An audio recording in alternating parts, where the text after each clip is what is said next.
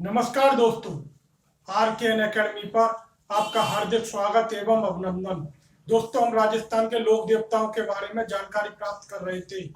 आज हम हड़बूजी एवं मेहाजी मांगलिया के बारे में जानकारी प्राप्त करेंगे। सर्वप्रथम हड़बूजी के बारे में जानकारी प्राप्त करेंगे। हड़बूजी का जन्म भूडेल नागौर में हुआ था। हड़बूजी का जन्म कहाँ पर हुआ था? भूडोल नामक स्थान पर हुआ था। हड़बूजी का जन्म भूडेल नामक स्थान पर हुआ था, जो कहां पर है? नागौर में है, जो राजस्थान के नागौर जिले में है। तो हड़बूजी का जन्म स्थान कौन सा है? भूडेल। इनके पिता का नाम क्या है? मेहाजी शाकला। इनके पिता का नाम मेहाजी शाकला है। इनके पिता का नाम मेहाजी शाकला है। इनके पिता का नाम मेहाजी शाकला है। इनका जन्म कहां पर हुआ था? भूडेल नागौर में हुआ था। इनके पिता का नाम मेहाजी शाकला है, जो भूडेल के राजा थे। जो भूडेल के राजा थे।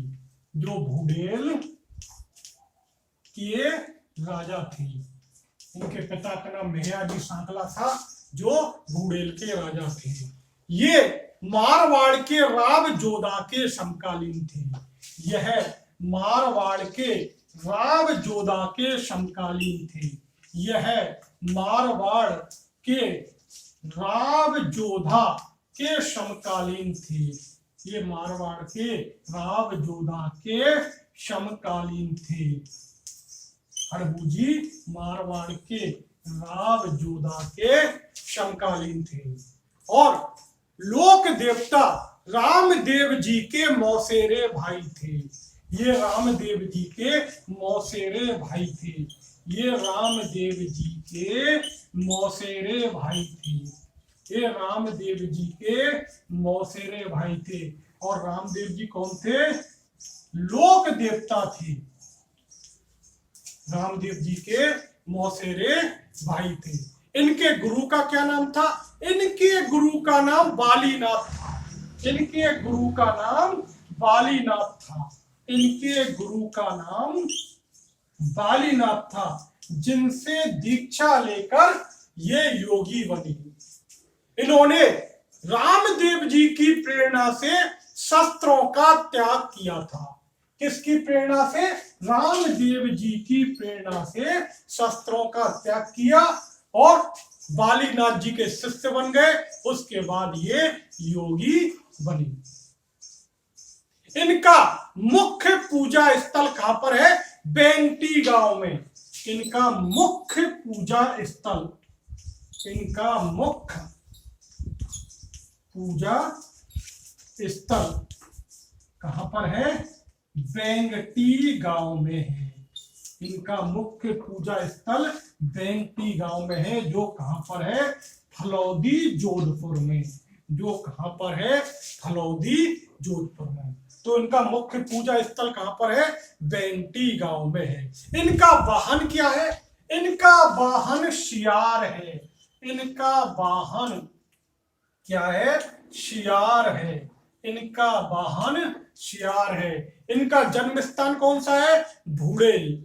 इनके पिता का नाम मेहाजी शाकला। ये रामदेव जी के मौसेरे भाई थे और मारवाड़ के राव जोधा के समकालीन थे। इनके गुरु का नाम बालीनाथ था और इन्होंने रामदेव जी की प्रेरणा से शस्त्रों का त्याग किया और इनका मुख्य पूजा स्थल बेंटी गांव में है, फलौदी में। और इनका वाहन शियार है। इनका वाहन क्या है? शियार है।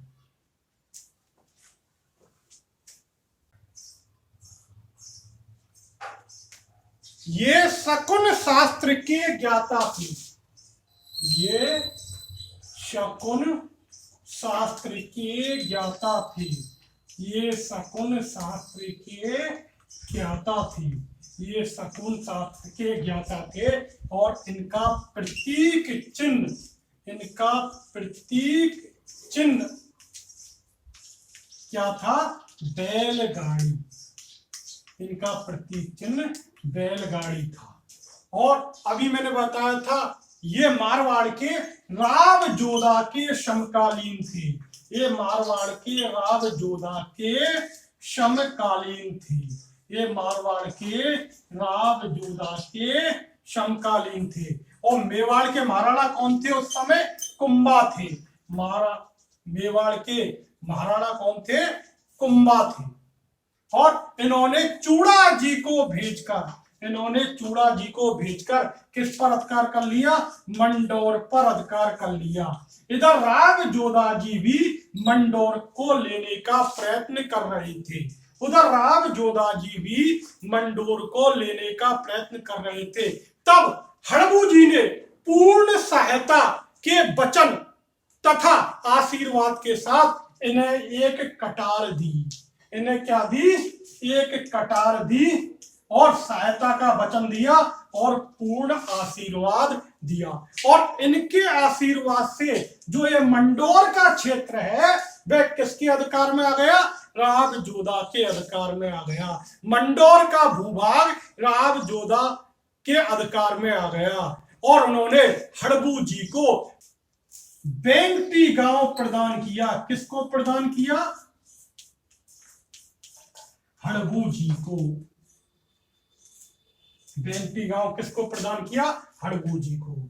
तो हड़बू जी शकुन शास्त्र के ज्ञाता थे। इनका प्रतीक चिन्ह बैलगाड़ी था और राव जोधा के समकालीन थे। और मेवाड़ के महाराणा कौन थे? कुंभा। कुंभा ने चूड़ा जी को भेजकर मंडोर पर अधिकार कर लिया। इधर राव जोधा जी भी मंडोर पर अधिकार करना चाहते थे।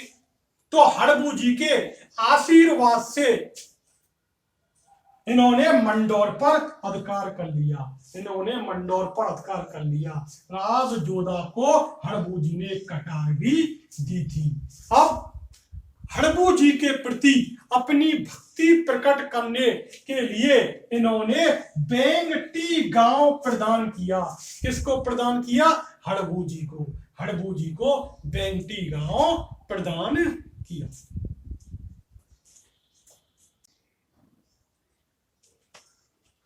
हड़बू जी का मुख्य पूजा स्थल कहां पर है?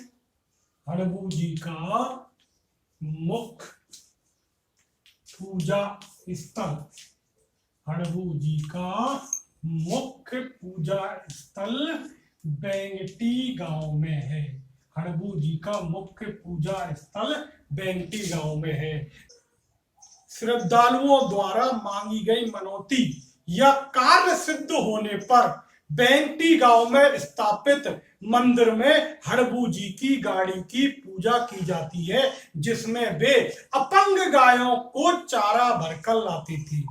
जब श्रद्धालुओं की मनौती या कार्य सिद्ध होने पर बेंगटी गांव में स्थापित मंदिर में हड़बू जी की पूजा होती है, जिसमें वे अपंग गायों के लिए चारा भरकर लाती थी। श्रद्धालुओं द्वारा मांगी गई मनौती या कार्य सिद्ध होने पर, कार्य पूर्ण होने पर बेंगटी गांव में स्थापित मंदिर में हड़बू जी की गाड़ी की पूजा की जाती है, जिसमें वे अपंग गायों के लिए चारा भरकर लाती थी।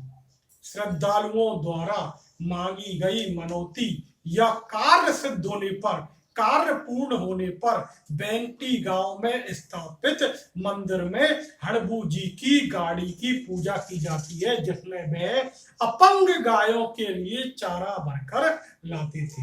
तो इनका मुख्य पूजा स्थल कहां पर है? बेंगटी गांव में है। इनका मुख्य पूजा स्थल कहां पर है? बेंगटी गांव में। इनका पूजा स्थल कहां पर है? बेंगटी गांव में है। और यहाँ इस मंदिर में एक बैलगाड़ी है। इस मंदिर में एक बैलगाड़ी है। इस मंदिर में एक बैलगाड़ी है, जिसमें चारा भरकर अपंग गायों के लिए हड़बू जी लाते थे। जब श्रद्धालुओं या भक्तों द्वारा मांगी गई मनौती पूर्ण हो जाती है या कार्य पूर्ण हो जाता है, तब हड़बू जी की गाड़ी की पूजा की जाती है। हड़बू जी की गाड़ी की पूजा की जाती है। और यह मंदिर किस स्थान पर है? बेंगटी गांव में स्थापित है। और यहाँ के पुजारी कौन कौन होते हैं? सांखला जाति के होते हैं, सांखला राजपूत होते हैं। यहाँ के जो पुजारी होते हैं वह सांखला राजपूत होते हैं। यहाँ के जो पुजारी होते हैं वह सांखला राजपूत होते हैं। यहाँ के पुजारी होते हैं वह सांखला राजपूत होते हैं। यहाँ के जो पुजारी होते हैं वे कौन होते हैं? सांखला राजपूत होते हैं। यहाँ के जो पुजारी होते हैं वे कौन होते हैं? सांखला राजपूत होते हैं। और हड़बू जी की समाधि भी बेंगटी गांव में है। हड़बू जी की जो समाधि है वह बेंगटी गांव में है। हड़बू जी की समाधि बेंगटी गांव में है। हड़बू जी की जो समाधि है वह कहां पर है? बेंगटी गांव में है। और रामदेव जी के समाधि लेने के 8वें दिन बेंगटी गांव में इन्होंने भी समाधि ले ली। हड़बू जी ने रामदेव जी के समाधि लेने के 8वें दिन बेंगटी गांव में समाधि ले ली। हड़बू जी ने रामदेव जी के समाधि लेने के 8वें दिन समाधि ले ली। कहां पर ले ली? बेंगटी गांव में। तो हड़बू जी का मुख्य पूजा स्थल कहां पर है? बेंगटी गांव में। और यहां पर इनकी जो बैलगाड़ी थी उसकी पूजा की जाती है। यहां पर इनकी जो बैलगाड़ी है उसकी पूजा की जाती थी। बैलगाड़ी की पूजा की जाती है जिसमें वह अपंग गायों के लिए चारा भरकर लाते थे। यहाँ के पुजारी कौन होते हैं? सांखला राजपूत। यहाँ के जो पुजारी होते हैं वे कौन होते हैं? सांखला राजपूत होते हैं। और इस मंदिर का निर्माण 1721 ईस्वी में महाराजा अजीत सिंह द्वारा करवाया गया था। जो निर्माण करवाया गया था वह महाराजा अजीत सिंह ने करवाया था। महाराजा अजीत सिंह ने करवाया था। कब करवाया था? 1721 ईस्वी में महाराजा अजीत सिंह ने करवाया था।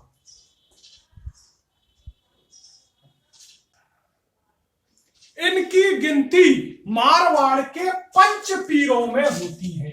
इनकी गिनती मारवाड़ के पंच पीरों में होती है। ये मारवाड़ के पंच पीरों में शामिल हैं। ये मारवाड़ के पंच पीरों में शामिल हैं।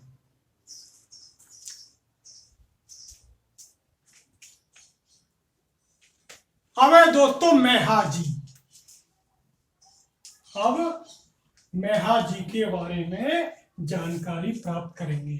ये मारवाड़ के रावचूड़ा के समकालीन थी। ये मारवाड़ के रावचूड़ा के समकालीन थे। ये मारवाड़ के रावचूड़ा के समकालीन थे और मारवाड़ के पंच पीरों में शामिल थी। और मारवाड़ के पंच पीरों में शामिल थे।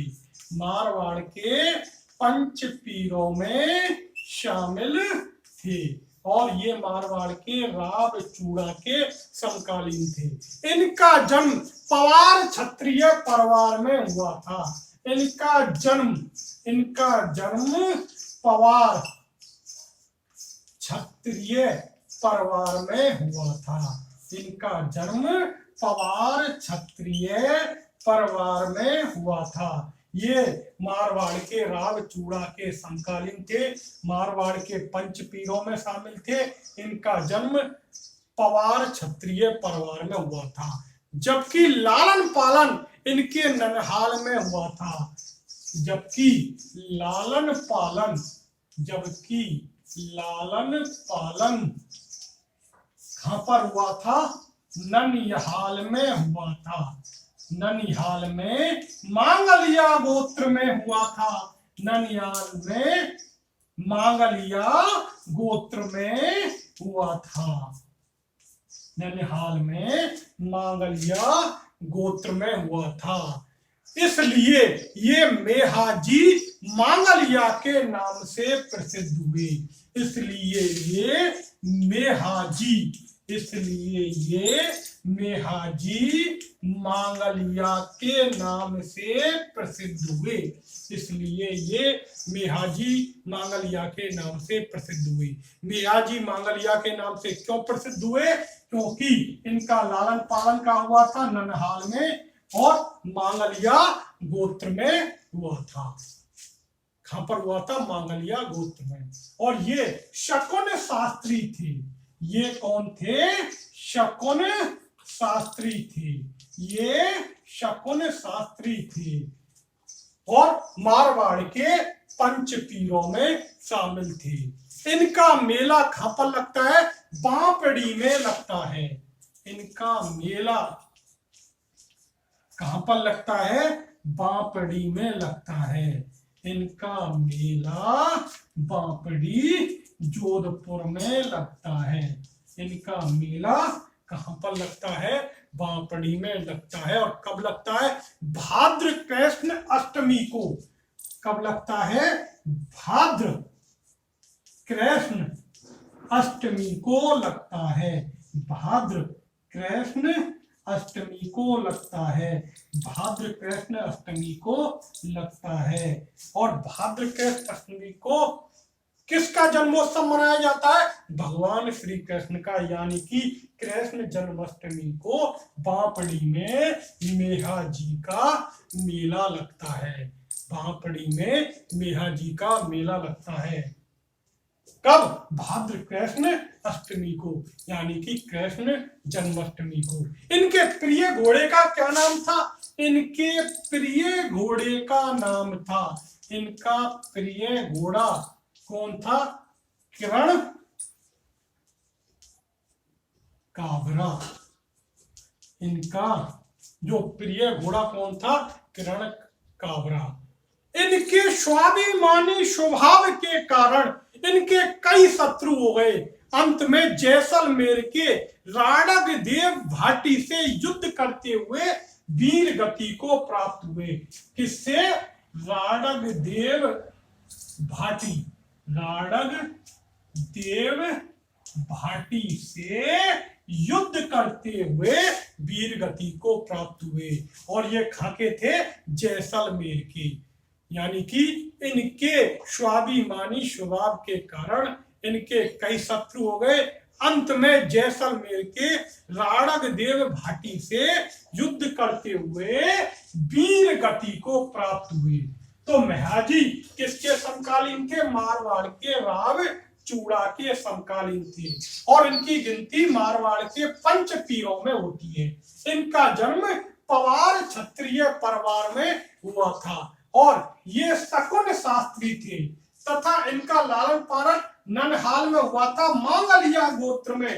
इसी कारण ये मेहाजी मांगलिया के नाम से प्रसिद्ध हुए। इनका मेला कहां पर लगता है? इनका मेला लगता है बांपड़ी में। कब लगता है? भाद्र कृष्ण अष्टमी को। इनका प्रिय घोड़ा कौन सा है? किरण काबरा। और ये जैसलमेर के राणग देव घाटी से युद्ध करते हुए वीर गति को प्राप्त हुई। दोस्तों, इस वीडियो को ज्यादा से ज्यादा लाइक करें, शेयर करें तथा इस चैनल को सब्सक्राइब अवश्य करें। नमस्कार दोस्तों।